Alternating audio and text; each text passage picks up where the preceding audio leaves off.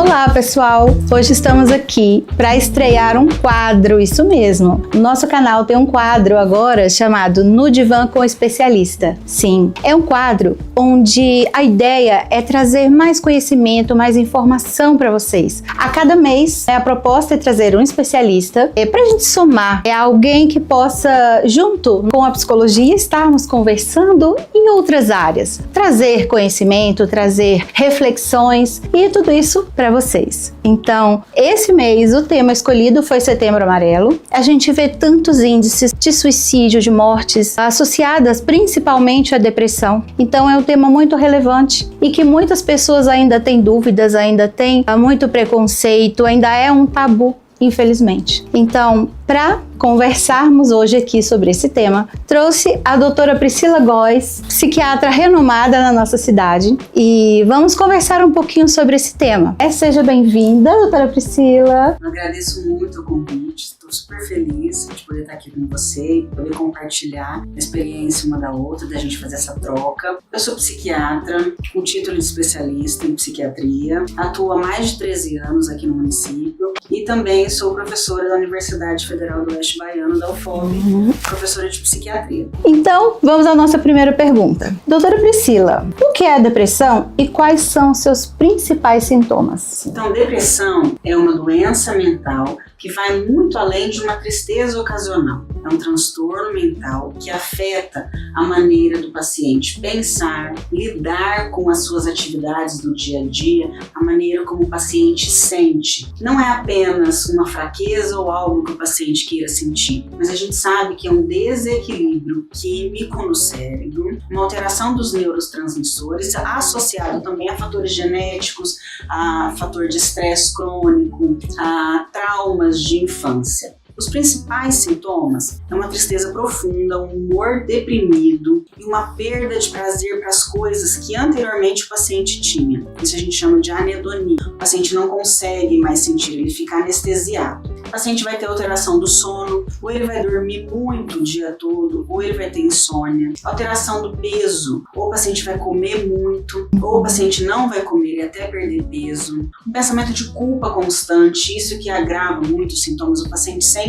tem um pensamento de inutilidade, de culpa, de menos-valia, de que atrapalha a vida desses familiares. Lapso de memória, branco na cabeça, uma dificuldade muito importante de concentração e, nos casos mais graves, pensamentos suicidas. Sim, doutora. Inclusive, os pacientes demoram muito a perceber esses sinais. Às vezes a depressão ela vai chegando de mansinho e as pessoas acham que não é uma coisa grave, vão levando e esses sintomas vão se agravando, não é? Quando eles chegam a perceber que realmente são sintomas de um transtorno é porque já está intenso. Então, pergunta 2. Quais são as principais causas da depressão? Do ponto de vista biológico, nós sabemos que existe um desequilíbrio desses neurotransmissores, principalmente serotonina e dopamina, associado a fatores genéticos. Existe uma herdabilidade nos transtornos depressivos. A gente sabe que esses pacientes que apresentam familiares com transtorno depressivo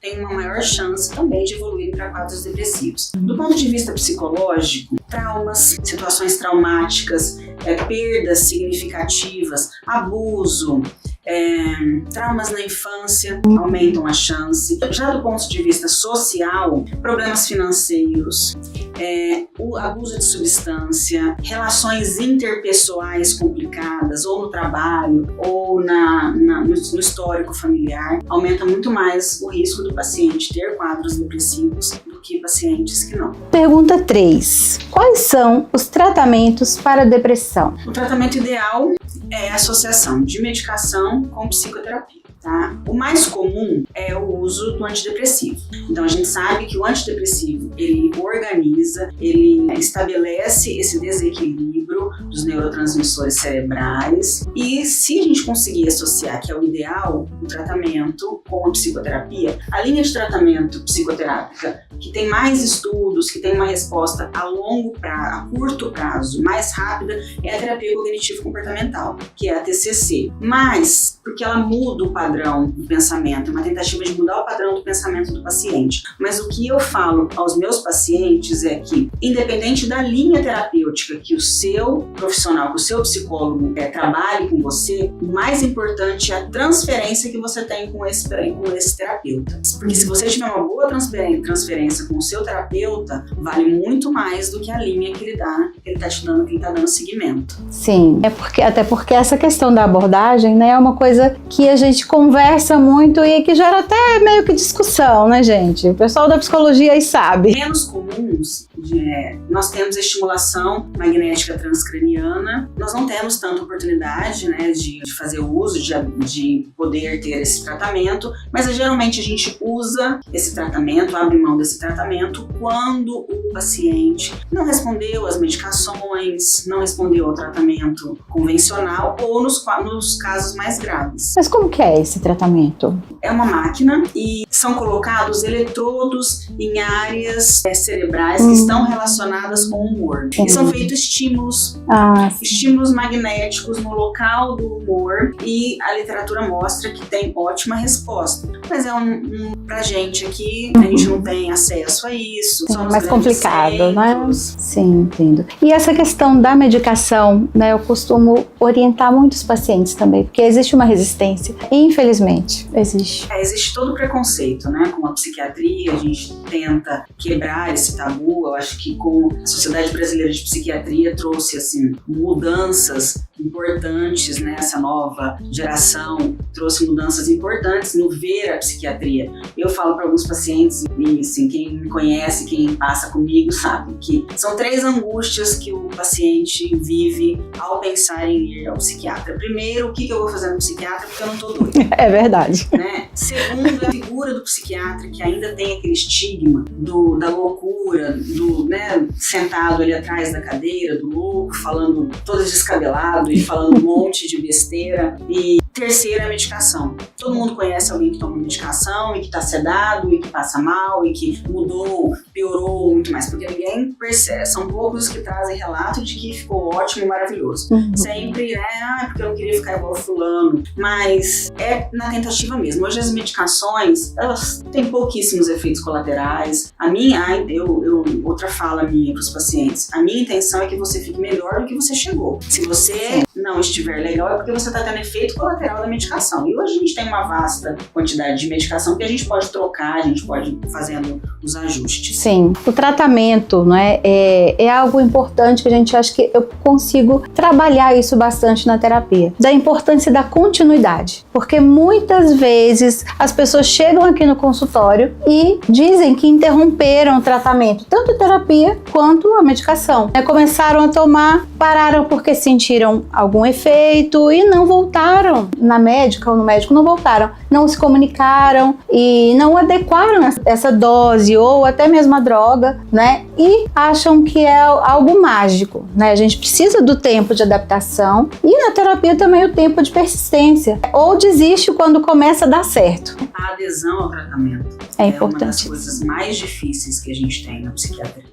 Eu pergunto para o paciente, mas eu passei muito mal com tal remédio. Você deu oportunidade para o seu psiquiatra de trocar a medicação? Você falou para o seu psiquiatra, antes de você pensar em trocar de profissional, pense em dar oportunidade para esse profissional ajustar, fazer ajustes, fazer trocas. Claro, né? Sempre que existe esse trabalho, né, em parceria ali com o tratamento medicamentoso, eu gosto muito de conscientizar, trazer essas informações, porque às vezes o paciente ele não continua até por falta de orientação, de conscientização, e isso é essencial para o nosso trabalho dar certo. Pergunta 4. Doutora, qual a importância do diagnóstico precoce? É fundamental o diagnóstico precoce. Quanto antes o diagnóstico for feito, mais rápido a gente consegue iniciar com as intervenções. O que a literatura mostra pra gente? Que o transtorno depressivo, os quadros depressivos, eles trazem não só problemas psíquicos, mas também problemas físicos. O que a gente sabe? O que é sabido? Que mulheres têm 5 vezes mais chance de terem dor de cabeça, cefaleia, do que as mulheres que não são depressivas. A gente sabe que existe um risco aumentado de hipertensão, existe um risco aumentado de diabetes tipo 2 nos pacientes depressivos, existe um risco aumentado de obesidade nos pacientes depressivos. A gente sabe que existe uma mortalidade maior nos pacientes que tiveram infarto agudo do miocárdio,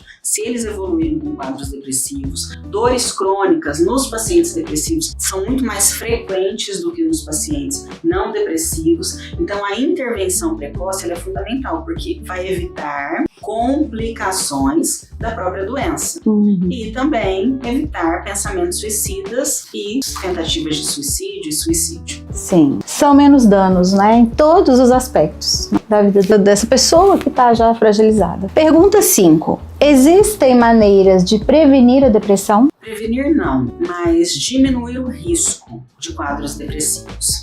A gente sabe que cuidados, uma atitude de autocuidado é essencial. Então, uma vida saudável, uma alimentação adequada, uma atividade física regular, que isso a gente tem uma dificuldade imensa. Nem fala. Né, de trazer isso para os pacientes. Então, uma atividade física regular, dormir bem é essencial, mas eu também entendo que com sintomas, um dos critérios diagnósticos são problemas com sono, insônia. Então, mas dormir bem é essencial e cultivar relações interpessoais saudáveis. Isso é essencial para um tratamento. Outra questão também é saber lidar com o estresse agudo de uma forma, ou estresse crônico ou estresse agudo, de uma forma mais positiva. A gente orienta muitos pacientes a se autoconhecerem, a meditarem. Meditação ajuda muito. Mindfulness, que é dos tipos de meditação para autoconhecimento, 5 minutinhos, ou na hora que você acorda, ou na hora que você vai dormir, ajuda muito nesse autoconhecimento, nessa regulação. Então, identificando esses problemas e iniciando o tratamento precocemente, a evolução do tratamento é muito mais benéfica e positiva. Sim, eu costumo falar que a gente cuidar das relações desde lá do começo, né? Então a gente não tá falando nem só do indivíduozinho, desse ser, mas dessa família que tá começando, né? Então essas primeiras relações, elas vão trazer que tipo, né, de contexto, que tipo ali de interação e consequências, né, para as pessoas que estão ali. São relações adoecedoras, que vão adoecer pessoas, né? Então, como lidar com essas emoções, com esses acontecimentos e o que isso vai gerar na vida dessa pessoa, a gente não tem muito costume de falar em psicologia preventiva, mas é algo, né, de se trabalhar. Por isso que antes do adoecimento, a gente fala tanto da importância de se conhecer, de lidar bem com as suas emoções, com os seus conflitos nas suas relações, porque isso é uma maneira também de você não adoecer lá na frente. Pergunta 6. Vamos lá, doutora. Muitos falam que o Setembro Amarelo é uma piada de mau gosto. Já escutei isso algumas vezes, nas redes sociais já fui questionada com relação a isso. Por quê? Porque acaba, né, sendo só um mês meio que onde as pessoas se importam. Então, um mês onde se fala de saúde, um mês onde se fala vamos ajudar, vamos escutar, vamos acolher. O que a senhora pensa sobre isso? Eu até entendo essas críticas, mas assim como os outros meses, então a gente acabou de passar no agosto lilás, mês de conscientização à violência doméstica, o Setembro Amarelo não é só sobre setembro, mas é uma abertura, é uma possibilidade da gente falar de assuntos que geram tabus enormes, como, por exemplo, a depressão e o suicídio. Então, a questão aqui não é uma conscientização no mês apenas. É uma possibilidade, é uma ajuda para que a gente converse, para que a gente tenha conversas que são super difíceis de serem faladas, que é o suicídio, que são transtornos, que são os quadros depressivos e o suicídio. Sim. Acho que é o momento, né, que a gente tem essa abertura mesmo, esse lugar seguro para falar de algo tão tabu, tão delicado. Sim, né? O objetivo é informar, educar, passar orientações para a sociedade, e não só nesse mês, mas no ano todo, porque cada vida vale o ano todo. Com certeza. Mas é um chamado importante, né? Um chamado. E a gente, né, conversava pouco sobre isso, sobre a importância de a gente falar de saúde mental, né? Não só do adoecimento, das mortes, do suicídio, da depressão, mas de trazer esse tema de saúde mental para que ele fique mais comum até na fala das pessoas, né? Que isso deixe de ser tabu, né? Hoje a gente já consegue falar em psiquiatria sem uma quebra, né, com uma diminuição no tabu, mas até hoje, mesmo com todos esses anos eu atendendo como psiquiatra, às vezes eu chego e se alguém me conhece, eles olham, nossa, mas você é médica? Sou psiquiatra. Nossa, mas você não tem cara de psiquiatra. Então, assim, é engraçado. Você não tem cara de... Eu me divirto, eu adoro. Mas é uma maneira da gente conseguir falar sobre temas, sobre assuntos, para que chame a atenção mesmo da população. Pergunta 7. Quais são, doutora, os sinais de alerta de que alguém pode estar passando, né, por essa situação, pensando em suicídio, e o que podemos fazer? Os sinais, você observar se essa pessoa fala muito de morte. Os sinais, eles sempre estão presentes.